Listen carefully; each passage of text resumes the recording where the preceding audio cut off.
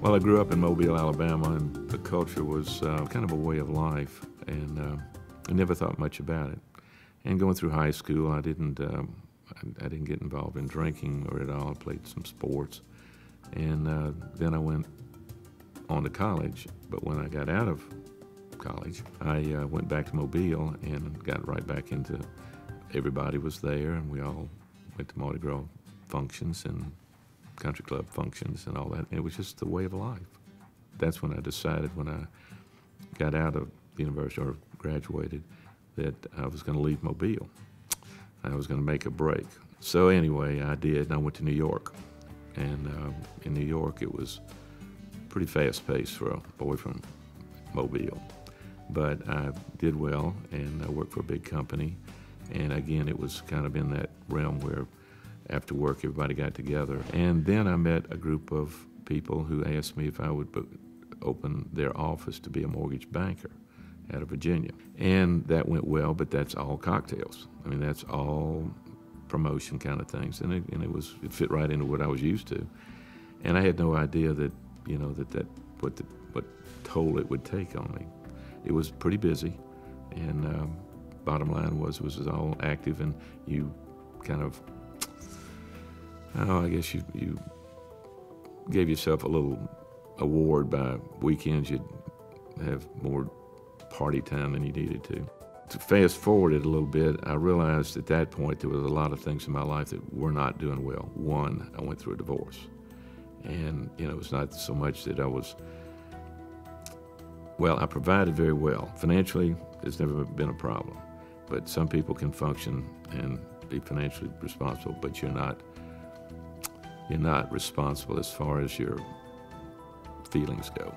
And so, good daddy, but I didn't give the security of whatever. So with that, but there's a pride in my life, and I said, well, okay, and I ended up saying, well, I'll just take care of the children, and I'll do it, and you can go on with your life. But bottom line is we remained friends, but I understand now very well that wasn't the right track. Spent the next few years doing what I'm doing until a banker, which happened to be the Virginia banker, had moved to this area. And we were doing a promotion thing to do a development, and at one of his cocktail functions, he said, I walked into, he had a big, lovely home, and I walked in his kitchen, and he said, he was introducing me to a lot of people. He said, I want to tell you something. I said, what's that? And he said, you're one of my best friends, and he said, you're one of the most impressive people we deal with at the bank, and I'd like to do business with you. But he said, have you ever thought about the fact that when you have 3 scotch and sodas that you tend to tell doctors how to doctors and lawyers how to lawyer? That moment, my real pride hit, because at that point I realized that I was on the wrong track, because I was business. The emotional part of it hadn't rung a bell big enough, but that did, which is sad, but it did.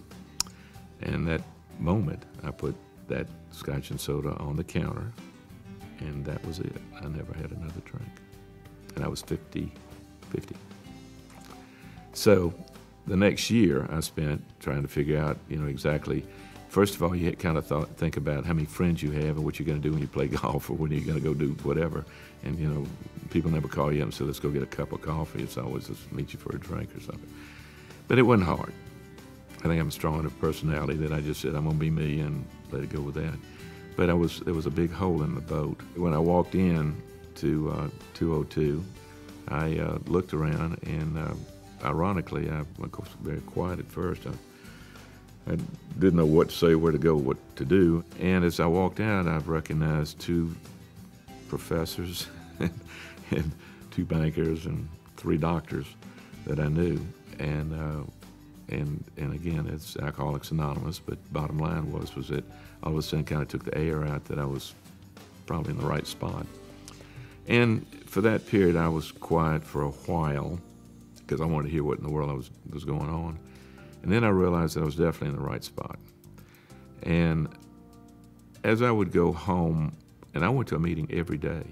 I mean, I kept absorbing more and more that this was a potential, it was the way to live, not just not drink, and be comfortable with all of that. And I didn't have any problem with not drinking, but I wanted to figure out how I could be really fulfilled and happy and whatever. And so I did that for about a year, and then the amazing thing came about was that as I was comfortable with listening to what people were saying and getting a lot of great ideas about how things could be better if you just follow the steps, I was able to kind of say, you know what, I'm feeling things making a U-turn in my life. I'm feeling more comfortable.